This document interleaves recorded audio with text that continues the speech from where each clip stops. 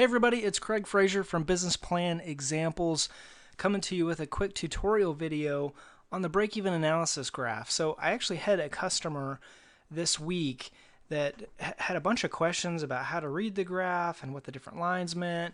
And he's a smart guy, but he really didn't understand the graph. And by his questions, it was clear that he was really struggling with the concepts here. So I guess it was a little distressing to me because I've always sort of assumed that this was a standard graph and that most people kind of just knew how to use it by looking at it, but that may not be the case. So if you've been confused by this, or you don't know how to use a break-even graph to find your break-even point as you're setting up your business plan or as you're using that for your business, I wanted to do a quick video here to really explain what this is and how to look at it. So off to the left, very simply, is your revenue dollars, and across the bottom is your units. Okay, so that could be widgets or cups of coffee or whatever it is that you make and sell. The number of units across the bottom. Okay, so we're looking at the green line being profit, the red line being your sales,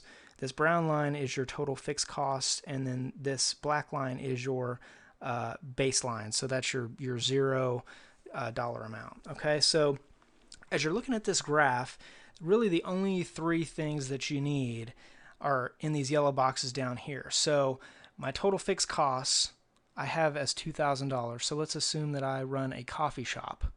Okay, so my total monthly fixed costs are $2,000. I sell my special cup of coffee for $5.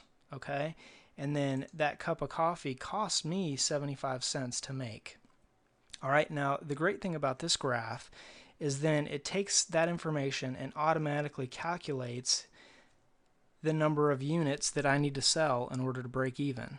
So knowing that I have to sell $2,000 just to break even, that is going to be 471 of my special cups of coffee at $5 each in order to break even. Okay, knowing that my cost is 75 cents. Now maybe I have a bad month for my supplier and they charge me $1 instead of 75 cents for my special coffee beans. Now you can see that changes the graph. Now I have to sell 500 cups of coffee. Okay, so as your expenses go up, you have to sell more in order to break even. So pretty simple concept here, but wanted everybody to be able to see this and understand it in a little different way. Okay, so if you've been confused about this, if you still have questions about it, feel free to hit me in the comment section below. Be happy to answer those questions for you. This graph is actually available for free as part of the Business Plan Toolkit. So it comes as a free add-on to the Business Plan Toolkit.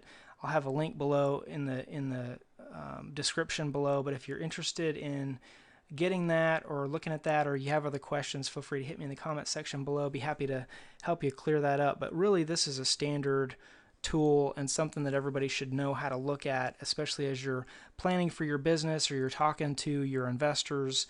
Knowing what your break-even point is a pretty standard frame of reference for finance and for knowing whether or not you should even get into a business. Obviously, if you don't feel like you can support, if I feel like my walk-in traffic isn't going to allow me to sell 500 cups of coffee a month in order just to break even, then that's not a business that I want to get into, and neither will your investors. So look at this. I hope this helps somebody understand how to look at this and what this means. If you've got any questions, definitely let me know. But otherwise, we will see you on the next video.